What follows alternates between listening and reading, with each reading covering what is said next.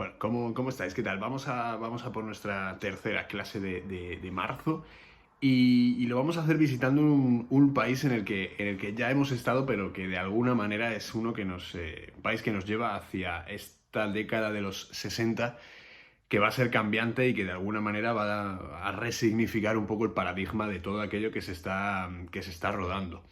Quedaos con varios puntos bueno, en común, en clave, con cosas que hemos visto. Venimos del color de la Unión Soviética, de ese cierto aperturismo que vimos con Tarkovsky hace unos cuantos años y con Kalatozov en Tres hombres sobre una balsa, y nos seguimos moviendo en el color.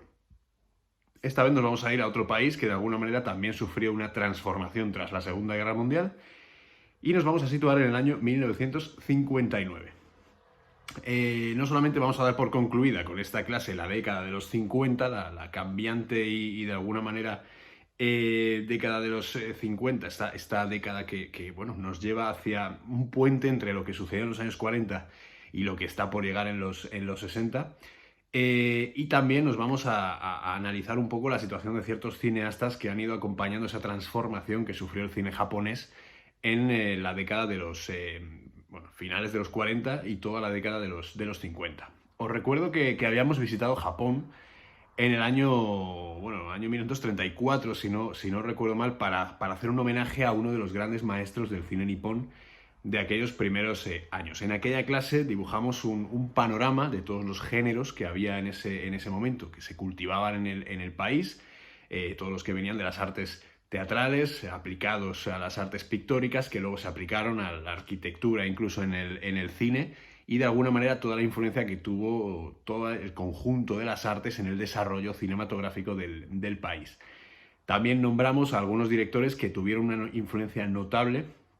en las generaciones posteriores. Y en concreto, para que recordéis un poco la clase de aquel día, vimos a Kenji Mizoguchi, y la película era Las hermanas de Gion, que era una de esas primeras experiencias sonoras en Japón y que de alguna manera es definitoria también para todo lo que vendrá después. Creo que lo habré dicho en la propia clase del viernes, pero os voy a mandar el manifiesto del sonido de 1928 en el correo adjunto a este vídeo, lo tenéis. Es el manifiesto que realizaron los soviéticos, en concreto Eisenstein, Pudovkin, entre otros, a la hora de definir la llegada del sonido en el año 1928, en esa frontera que de alguna manera se abrió en la técnica cinematográfica en aquellos años. Lo digo porque también por material complementario para que lo tengáis, no solamente desde el punto de vista soviético, sino también desde el punto de vista del cine, del sonido también aplicable en el cine japonés. Entonces, sin duda vimos lo fundamental que es el compromiso de Mizoguchi con todas las mujeres de su tiempo, con todo lo que es la prostitución, las geishas, todo lo que son las casas aquellas donde se llevaba una vida paralela a la vida oficial, por llamarlo de alguna manera, y toda esta situación que él mismo vivió de pequeño, porque ya recordáis que su padre vendió a su hermana como geisha, es una de las teorías que se manejan, y de alguna manera, cuando la cosa se le puso muy cuesta arriba en la familia, su hermana fue la única que lo acogió y que de alguna manera lo crió, y él vio de pequeño, desde bien adolescente incluso, todas las cosas que se hacían en aquellos lugares, y esa manera de vivir, esa forma de vida que tenían las mujeres en aquella época, y que fue extendiendo en todo su cine hasta que murió. Que además, bueno, no sé si la habéis visto, pero vuelvo a recomendaros La calle de la vergüenza, que es además una película que, como contexto sociopolítico de la época, es absolutamente magistral. Vamos a ir un poco más adelante en este contexto. Hacía mucho que nos hacía quizás un mapa histórico más que cinematográfico, pero es verdad que es muy importante a la hora de entender todo lo que sucede en este país en este momento. Y es que el 8 de septiembre de 1951 se firma el Tratado de Paz de San Francisco, en el cual 49 naciones, entre las cuales están Estados Unidos y Japón, firman la paz con el país nipón, con el imperio, y de esta forma dan fin a la época como potencia militar y como potencia mundial al imperio japonés. Se asignan compensaciones para todas las víctimas de la guerra, se liberan prisioneros, y se culmina de alguna manera la ocupación de Japón, que, bueno, comandada y liderada por el general MacArthur, y que de alguna manera, con este fin de la ocupación, se le devuelve a Japón la soberanía. Pero de alguna manera hay algo que sucede en este país a partir de este Tratado de Paz de San Francisco que cambiará el curso de la historia en Japón. Y aquí os pregunto, ¿vosotros sabéis cuál es el deporte nacional de Japón? Sí, me vais a decir, lo estoy escuchando ya, el sumo. Es posiblemente que el sumo, quitamos de la ecuación al sumo, es un deporte de tradición, es una lucha de tradición milenaria, pero el deporte y una de las ligas, aún hoy, una de las ligas deportivas profesionales más seguidas de Japón actualmente es el béisbol. ¿Qué pasó también cuando se empieza a abrir la exhibición cinematográfica? Que lo que hace es, de alguna manera, exportar a Estados Unidos cine de animación hasta Japón, con lo cual las familias japonesas tienen dos maneras nuevas de entender el deporte y el cine. Por un lado está el béisbol, ya os digo, la liga japonesa de béisbol es una de las más seguidas del mundo, incluso desde el propio Japón, hay federaciones y hay una cantidad astronómica de equipos que juegan al béisbol como si fueran americanos de pro. Es una cosa que a mí me ha resultado siempre increíble. Y luego está el cine de animación. En Japón se ve muchísimo cine de animación norteamericano y todas las películas de la Walt Disney Pictures se distribuyen en Japón, lo cual va a influir, por supuesto, en todos los directores, estos modelos narrativos y cromáticos. Acordaos de cuando vimos aquel cortometraje de la Disney, el primero en utilizar el Technicolor, ¿no? El del árbol y las florecillas y demás, que eran 8 minutos de absoluta maravilla. Pues acordaos de ese momento y de ese instante y extrapolado a Japón, a un universo distinto, cerrado, a un mundo oriental con una idiosincrasia muy particular y de repente se encuentran con esa manera de rodar cine. Todo ello va a estar va a influir de alguna manera en todos los directores. Se me ocurre Isao Takahata o, por ejemplo, Hayao Miyazaki, que es el director más importante, el creador más importante de anime, y que fundará el estudio Ghibli, que será, digamos, la piedra de toque de alguna manera del buque insignia de la animación japonesa, con películas como, por ejemplo, El viaje de Chihiro, Ponyo en el acantilado, Porco Rosso, etc. Seguro que alguna habéis visto alguna, están en Netflix de todas maneras, por si queréis acercaros a este tipo de animación.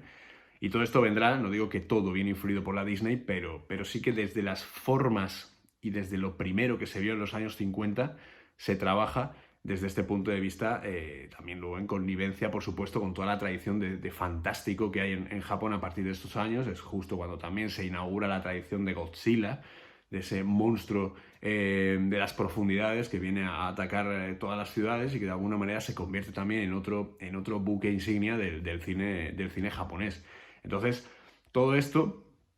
de alguna manera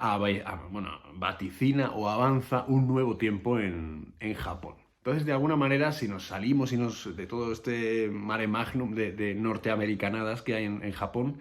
y nos quedamos en nuestra parte más realista del cine japonés,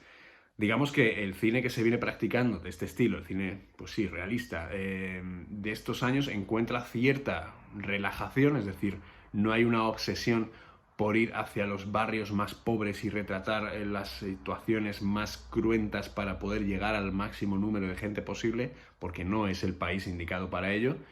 sino que de alguna manera el cine japonés empieza a intentar romper con la tradición de épica. Solo queda un director que se dedique a ello y que lo haga con formas también muy americanas, que es Akira Kurosawa, y que de alguna manera en el año 50 también, pues también como casualidad, antes incluso de que el Tratado de Paz se firmara, gana en el Festival de Venecia de una manera pues ciertamente inesperada el León de Oro con Rashomon en 1950. Entonces, de alguna manera, Kurosawa inaugura también otra nueva manera de hacer cine, una nueva manera de...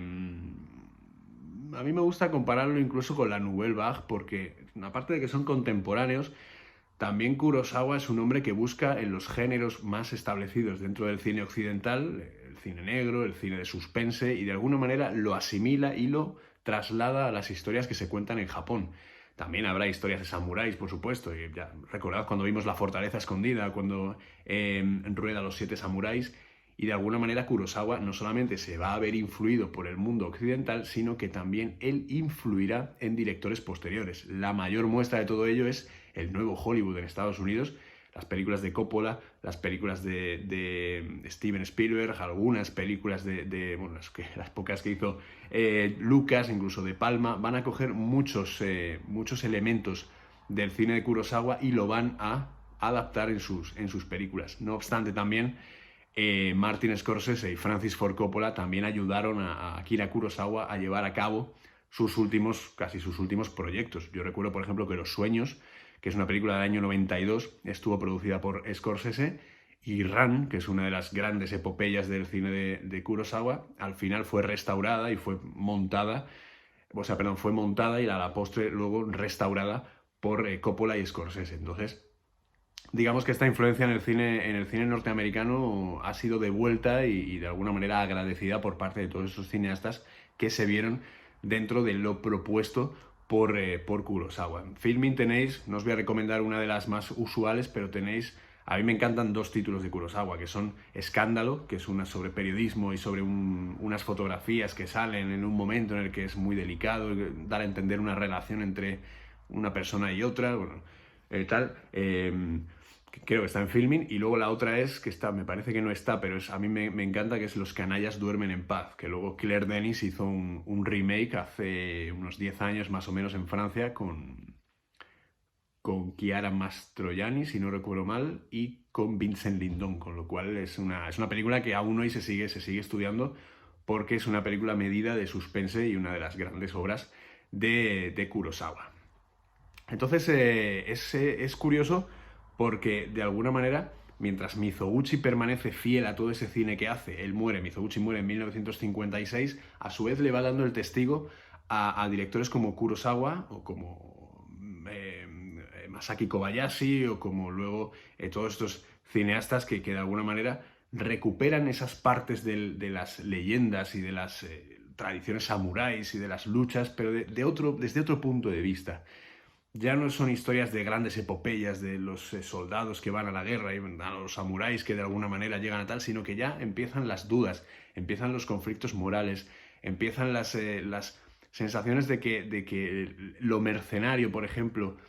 incluso en esta época se plantean cuestiones que hasta entonces no se habían planteado. Es desde un punto de vista mucho más humanista. Kurosawa es muy humanista, Mizoguchi es el cineasta de las mujeres, y nuestro director de hoy, que es Yasujiro Ozu, es el cineasta de la familia, es el cineasta de lo que hay detrás de cada puerta, de cada casa, y ese universo enorme que es una familia, ese microcosmos, lo convierte en un universo donde nosotros podemos vernos identificados, da igual la parte del mundo en la que estemos.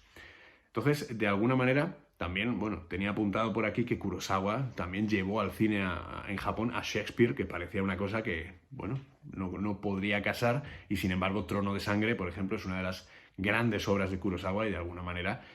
también es definitoria en su cine. Ya decimos que en el año 51 se da por finalizada la ocupación norteamericana de Japón, del general MacArthur, y de alguna manera también la ocupación, la llegada de los norteamericanos a Japón, tumba la censura que hay sobre las artes y se ceba con lo que es la distribución de pornografía y la prensa, también ligada ampliamente a todo ello. Había pues viñetas o había algún tipo de imágenes, y sobre todo en la televisión luego con posterioridad, pues desde la ley de censura, bueno, la ley de censura, se tenían que pixelar los órganos sexuales de las personas que aparecían en las películas, porque de alguna manera la pornografía sigue todavía hoy como una cosa muy... se produce, hay grandes industrias, pero no se pueden distribuir en los canales, bueno, los canales mayoritarios, por decirlo de alguna manera. Tampoco en Occidente, pero bueno, tenemos más alcance a todo ello. Allí está, digamos, penado y castigado por la ley, pero es verdad que un tiempo a esta parte se ha venido abriendo un poco la mano y se ha venido un poco dejando que ciertos aspectos de esta cuestión salgan y tengan un poco más de oxígeno. Pero bueno, la industria pornográfica de Japón es una de las más potentes del mundo, y autores como Nagisa Oshima o Sion Sono, por ejemplo, han trabajado sobre este tema en películas muy, muy recientes. Y bueno, recientes, Oshima lleva mucho sin hacer cine, por motivos obvios. Y bueno, por ejemplo, El Imperio de los Sentidos, o por ejemplo, Antiporno, sin ir más lejos, de Sion Sono, que es del año 2016, si no recuerdo mal. Hoy nos ocupamos, por tanto, de uno de los clásicos del cine japonés, que es Yasujiro Ozu. Yasujiro Ozu nace en 1903. Trabaja paralelamente, su carrera empieza en el cine mudo en Japón. Es un tío bastante inquieto, es un hombre bastante ávido intelectualmente y trabaja en paralelo con Mizoguchi. Mientras Mizoguchi va haciendo y va definiendo su cine, Ozu se va definiendo a sí mismo, es decir, quiere buscar las maneras en las que puede encontrar de alguna manera las influencias que a él le marquen, a pesar de que pues, sus orígenes profesionales no están en el cine. Él se va en 1919 a Kobe a estudiar negocios, suspende la prueba de acceso y está unos años viendo y empapándose de las películas de Griffith, de las películas de King Vidor o de las películas de Ernst Lubitsch, por citar algún ejemplo. Cuando vuelve a Tokio en 1923, él ya vuelve con un aspecto muy americanizado, luego en el futuro, muy Humphrey Bogart, ¿no? Con su gabardina, su aspecto dandy, sus cigarros, y se comporta de una manera muy occidentalizada, muy norteamericanizada. También esto le va a influir mucho en su manera de ver y enfrentarse al cine. Sus primeros guiones los firma como James Mackie, una cosa muy curiosa, y de alguna manera estas maneras de vestirse, estas maneras de adoptar casi seudónimos de cine negro, ¿no? Pues es lo que realmente le definen dentro del mercado cinematográfico de aquel tiempo. Es un director muy versátil, que cultivará la comedia, cultivará el suspense, tocará algún palo de musical, no musical como tal, pero sí de cine muy casi folletinesco, ¿no? Sí, bueno, cine musical, un Siete novias para siete hermanos, pero a la japonesa y muchísimo más breve, algo así. Entonces él va haciendo películas y en el 37 es llamado a filas, tiene que ir a Manchuria, permanece allí 2 años y allí observa los horrores que se están cometiendo por parte del Imperio japonés contra la población china. Sin embargo, él, al contrario que muchos de los directores de su generación, pues no hará ninguna película bélica, no hará ninguna manifestación artística que le lleve a reflexionar sobre pues, muchas cosas que suceden en este punto, ¿no? La condición humana, lo hijo de tal que es el ser humano con respecto a otros cuando está en conflicto. Y de alguna manera ninguna de sus películas tendrá ese cariz bélico que se le puede pedir a lo mejor a alguien que ha observado cosas que, bueno, son inenarrables, ¿no? Hay un libro también que se llama La violación de Nankín, que es una obra extremadamente dura. De hecho, la autora estuvo investigando y tal, y cuando terminó de escribir el libro se suicidó porque no concebía se llama Iris Chang, os lo pondré aquí para que podáis acceder a él. Es de Capitán Swing, pero ya os digo que es un libro al que hay que ir con una voluntad de intentar, de alguna manera, que no te afecte demasiado, porque la narración es muy dura y los testimonios son espantosos. Todo es la invasión, la invasión de Japón, la toma de ciertas ciudades en China por parte del Imperio japonés. Entonces, todo esto que él ve le condiciona y de alguna manera lo lleva a pensar en otras unidades de medida desde el punto de vista narrativo y de alguna manera rueda algunas películas siempre desde el punto de vista de aquello que conoce y aquello que le ha influido, que es el cambio de vida de lo rural a lo urbano. Él está en Kobe con su familia, bueno, él nace en Tokio, se va a Kobe, vuelve a Tokio y digamos que en ese triángulo es donde él empieza a reflexionar sobre la ruralidad de la vida, ¿no? La diferencia y las extremas condiciones en las que se cambia la vida cuando uno está en una ciudad como Tokio y de repente se va a un pueblo o a una ciudad de menos densidad poblacional y luego vuelve otra vez a la ciudad. Entonces esos cambios son los que realmente definen también la manera de pensar y la manera de enfrentarse al cine. La película de hoy, que es Buenos días, toma mucho de toda esta idea y se basa de hecho en una obra que él hizo en 1932 que se llama He nacido pero. Se tradujo también como Y sin embargo hemos nacido. Pero de alguna manera todo esto, ya os lo contaré después, todo esto definirá también su cine. En el 43, Ozu es enviado a Singapur con la misión de rodar un documental que lo que haga es intentar ver qué se está cociendo en la India con estos movimientos independentistas del Reino Unido. ¿Qué pasa? Que los británicos llegan, se enteran de lo que está haciendo, él y su cámara, y los secuestran y los mantienen prisioneros hasta el año 1946, es decir, un año después de la finalización de la Segunda Guerra Mundial en Europa, la invasión de Pearl Harbor, etc. y vuelve a un país que está derrotado, un país que está en ruinas, un país que está ocupado por los norteamericanos y que de alguna manera les sirve también para tranquilizar el sistema de rodaje, la manera de enfrentarse al cine y donde rueda quizás las que sean sus mayores y sus mejores películas. Por ejemplo, Primavera tardía en el 49, El sabor del té verde con arroz en el 52 y luego ya, por ejemplo, Cuentos de Tokio en el 53, Crepúsculo en Tokio en el 57, Flores de equinoccio en el 58 o El sabor del sake en 1962, que fue su última película antes de morir un año después. Él murió con 60 años, víctima de un tumor en el cuello que le fue tratado con silicio o algo así. Y después murió después de una agonía tremenda porque, bueno, evidentemente el tratamiento con silicio, con un mineral de estos, pues tampoco era una garantía de nada. Entonces, él murió dejando películas que son de alguna manera ese retrato, iba a decir puntilloso, pero igual no es la palabra, ese retrato milimétrico de las cuestiones familiares, de las relaciones familiares, de todo aquello que acontece detrás de estas puertas correderas, detrás Él fue el cineasta del tatami, ¿no? Se le llamó el cineasta del punto de vista fijo, el cineasta de la observación. Es un radiólogo incomparable de las relaciones familiares. Y alguien en alguna ocasión lo definió como el más japonés de los directores japoneses. Esto tenerlo en cuenta a la hora de verlo porque realmente es fundamental.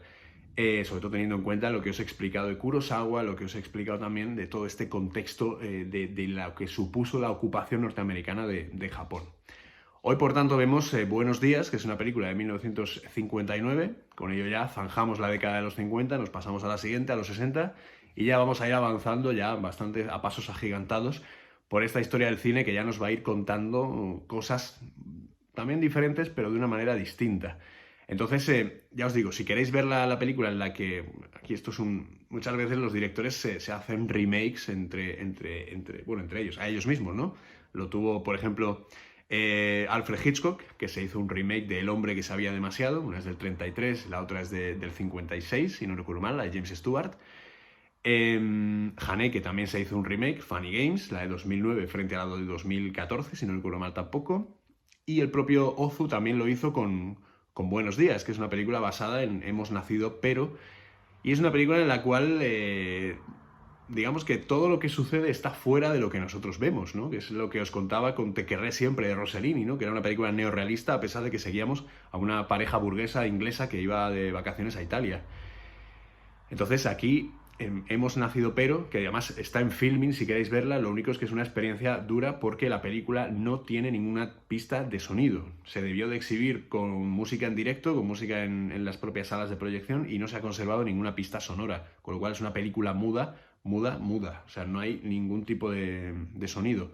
con lo cual, bueno, es 1 hora y media de imagen, con lo cual, bueno, se sigue muy bien, es una película muy ligera y son dos niños protagonistas que acompañan a su padre a una zona rural donde tienen que empezar, o sea, perdón, a los suburbios, a un suburbio de Tokio, porque el padre tiene que, bueno, se desplaza de sitio, de lugar de residencia, para estar más cerca del lugar donde trabaja, de su jefe.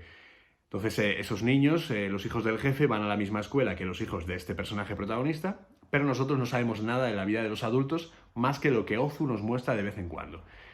Y en esta película pasa exactamente lo mismo. Nosotros seguimos a dos niños, que además, fijaos en que estamos ya en la época, esto es el 59, para esta época a lo mejor 60 y pico % de la población mundial ya tiene televisión, de la población que tiene acceso a ella, ojo, hemisferio norte, bastante posiblemente. Entonces ya hablábamos con mesas separadas de la importancia de toda la televisión, porque esto es una cosa que hablaremos en clase y que me gustaría que fuera un tema a tratar, el paradigma de la televisión frente al cine e incluso en los tiempos actuales. Y podéis darle al coco y lo hablaremos la semana que viene porque es una cosa interesantísima.